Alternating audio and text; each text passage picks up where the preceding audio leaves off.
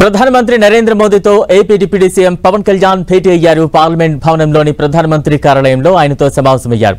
Jal Jeevan machine అమల్లో రాష్ట్రానికి రావాల్సిన నిధులు, ఆ పథకం కాల పరిమితిని పొడిగించాల్సిన అంశాలపై ప్రధానితో చర్చించారు. అంతకుముందు కేంద్ర మంత్రి భూపేందర్ యాదవ్ ను పవన్ కళ్యాణ్ కలిశారు.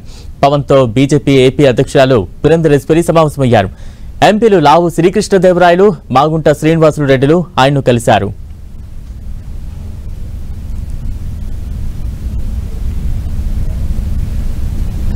బంగ్లాదేశ్లో హిందువులపై జరుగుతున్న దాడులు బాధాకరమని AP deputy CM Pawan Kalyan అన్నారు.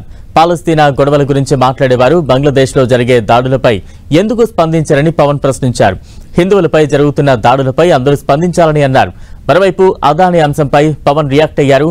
అదానీ పవర్ ప్రాజెక్టు విషయంపై లోతుగా పరిశీలన జరపాలన్న పవన్ గత వైసీపీ ప్రభుత్వం అనేక అవకతవకలకు పాల్పడిందని ఆరోపించారు. ఒకటి ఖచ్చితంగా గత ప్రభుత్వం చాలా అవకతవకలు జరిగినాయి, అది దాంట్లో భాగమా లేదా అనేది చూడాలి.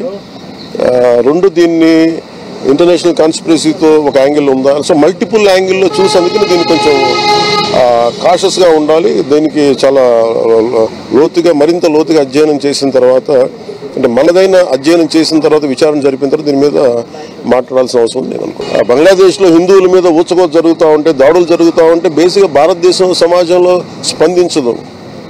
అది నాకు చాలా ఆవేదన కలిగిస్తుంది.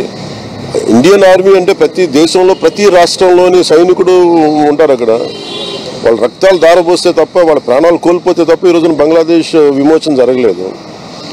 షేక్ ముజిబుర్ రెహమాన్ ఆయన ప్రభుత్వం స్థాపించలేకపోయింది.